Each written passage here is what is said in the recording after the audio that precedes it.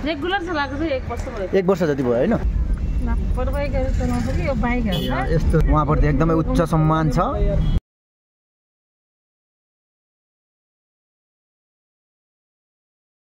Guys आज चाहिँ हामी चट्टला र रोल्पातिर जाने सुरु गरिरहेका छौँ होइन। अङ्कल आउनुभयो आज चाहिँ विदेशदेखि, अनि उहाँलाई यसो ट्याक्सीमा बस पार्कसम्म छोड्न जानु पऱ्यो भनेर म पनि एकदमै जाँदैछु होइन। अनि सबभन्दा खुसीको कुरा चाहिँ मलाई यहाँ के लाग्यो त होइन, यहाँनिर एकजना हाम्रो त्यो ट्याक्सी चलाउने के दिदीबहिनीहरूले होइन, हाम्रो गाउँतिरका महिला दिदीबहिनीहरूले चाहिँ घाँस दाउरा खुट्टोको डालो भन्दा अरू केही आउँदैन, तर हाम्रो दिदीले चाहिँ पुरा टक्कसँगले के एउटा हुन त अब फेरि यो पुरुषले मात्रै गर्नुपर्छ र भन्ने त्यस्तो किसिमको कमेन्टहरू आउन सक्ला। भन्नु खोजेको के हो त भन्दाखेरि अलिकति महिलाहरूले आफूले कमजोर सोध्छन् नि त होइन, हामीले यो गर्न सक्दैनौँ भनेर आफूले एकदमै कमजोर महसुस गर्दछन् होइन। त्यस कारणले गर्दाखेरि यहाँ चाहिँ एउटा उदाहरणीय व्यक्ति पनि हुनुहुन्छ कि एउटा महिलाहरूले पनि यो काम गर्न सक्छन्, पुरुषले मात्रै सक्दैनन्। पुरुषले गर्न नसक्ने कामहरू महिलाले गर्न सक्छ र पुरुषले जुन काम गर्न सक्छ त्यो पनि गर्न सक्छ भन्ने किसिमको एउटा उदाहरण चाहिँ उहाँले दिनुभएको छ होइन। दिदी अनि यो काम तपाईँले गर्न लाग्यो कति वर्ष जति भयो? यता हेरेर भन्नु न कति जति भयो? रेगुलर चलाएको चाहिँ 1 वर्ष भयो। 1 वर्ष जति भयो होइन। लाइसेन्स सबै यताउता गरेरै गरेको होइन है? 75 सालको हुनुहुन्छ। ए अनि तपाईँ यो कामप्रति कतिको सन्तुष्ट हुनुहुन्छ त?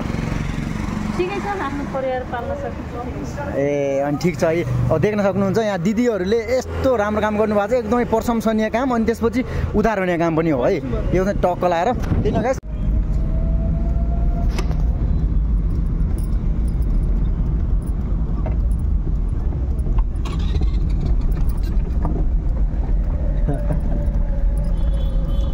त्यही हो। यस्तो बाटो चाहिँ अप्ठ्यारो छ, अप्ठ्यारो बाटोमा पनि यस्तो कन्फिडेन्टली चलाउनु भएको छ कि मलाई एकदमै खुसी लाग्यो। मैले पहिलोपटक देखाउँ है, त्यस कारणले गर्दाखेरि मैले भिडियो बनाएको हो।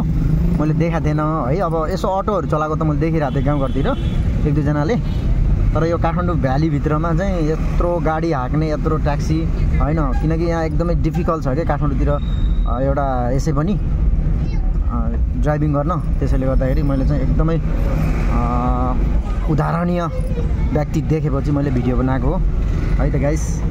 उहाँप्रति एकदमै उच्च सम्मान छ, त्यही नै हो। त्यही हो।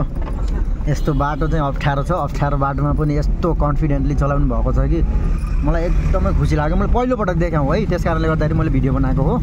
मैले देखाएको थिएन है, अब यसो अटोहरू चलाएको त मैले देखिरहेको थिएँ गाउँघरतिर 1-2जनाले, तर यो काठमाडौँ भ्यालीभित्रमा चाहिँ यत्रो गाडी हाँक्ने यत्रो ट्याक्सी होइन, किनकि यहाँ एकदमै डिफिकल्ट छ क्या काठमाडौँतिर एउटा यसै पनि ड्राइभिङ गर्न। त्यसैले गर्दाखेरि मैले चाहिँ एकदमै उदाहरणीय व्यक्ति देखेपछि मैले भिडियो बनाएको हो है त गाइस।